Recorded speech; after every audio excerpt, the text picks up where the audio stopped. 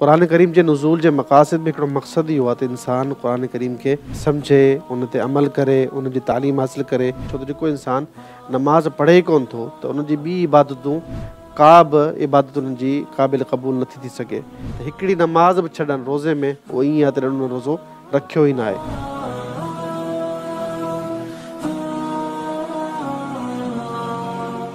अॻियो सवाल आहे शेख जमशेद साहब खां। शेख साहब सिजावल खां हफ़ीज़ुर रहमान रहमानी साहब सवाल कनि था त रमज़ान मुबारक में क़ुरान करीम पढ़णु वधीक अफ़ज़ल आहे या क़ुरान करीम जो तर्जुमो पढ़णु अफ़ज़ल आहे। अहिड़ी तरह सां हफ़ीज़ुर रहमान साहब जो ॿियो सवाल आहे त बग़ैर निमाज़ ऐं क़ुरान पढ़ण जे रोज़ो रखणु कीअं आहे। जेको अव्हांजो पहिरियों सुवालु आहे, क़ुरान करीम रमज़ान मुबारक में पढ़णु वधीक अफ़ज़ल आहे या तर्जुमो, इन में को शक न आहे त क़ुरान करीम जी तिलावत हिकिड़ी इबादत आहे ऐं मुस्तहब अमल आहे। क़ुरान करीम जे हिकिड़े लफ़्ज़ ते 10 नेकियूं, 3 लफ़्ज़नि ते 3 नेकियूं इहे मिलंदियूं आहिनि।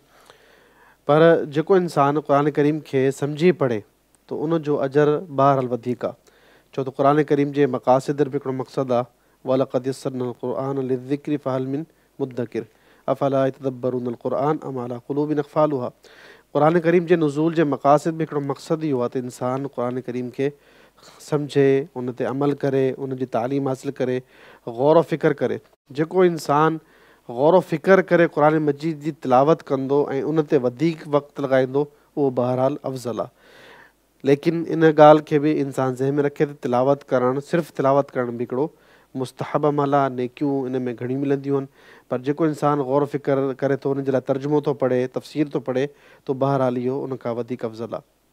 ऐं ॿियो जेको सुवालु आहे तव्हांजो त रोज़े जी हालत में जेको इंसानु नमाज़ नथो पढ़े, क़ुरान करीम जी तिलावत नथो करे।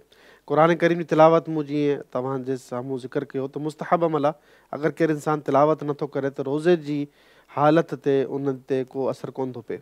अलबत्त नमाज़ जेको कोन थो पढ़े, इन जी 2 सूरतूं थी सघनि थियूं त जेको इंसानु मुतलक़न से ज़िंदगी नमाज़ कोन थो पढ़े ऐं रोज़ो रखी बि नमाज़ कोन थो पढ़े, त उनजे बारे में वॾो ख़तरनाक फ़तावा मौजूदु आहिनि उलमाए किरामनि जा। त हू चवनि था त हिन इंसान जो रोज़ो क़ाबिल क़बूल ई न आहे। छो त जेको इंसानु नमाज़ पढ़े ई कोन थो त उन जी ॿी इबादतूं का बि इबादत उन्हनि जी क़ाबिल क़बूल नथी थी सघे।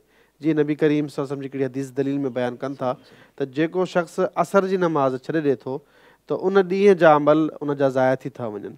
ऐं जेको इंसानु सॼो ॾींहं में नमाज़ ई न पढ़े त उनजो कहिड़ो अमल बाक़ी रहंदो। त लिहाज़ा उलमा किराम ज़िक्र कनि था जेको मुतलक़न नमाज़ छॾे थो ॾिए, पढ़े ई कोन थो, उनजो को रोज़ो आहे ई कोन। ॿी क़िस्म उन माण्हुनि जी आहे जेको रोज़ो त रखे थो पर चंद नमाज़ूं पढ़े थो।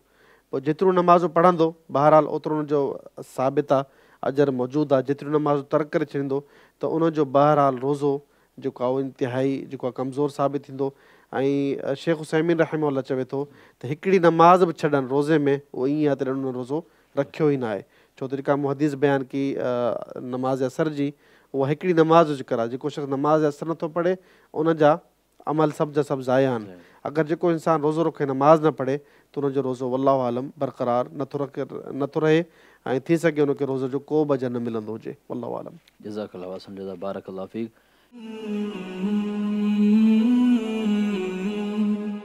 सब्सक्राइब करियो ऐं बेल आइकन ते क्लिक करियो त जीअं असांजी हर नई वीडियो जो नोटिफिकेशन मिले।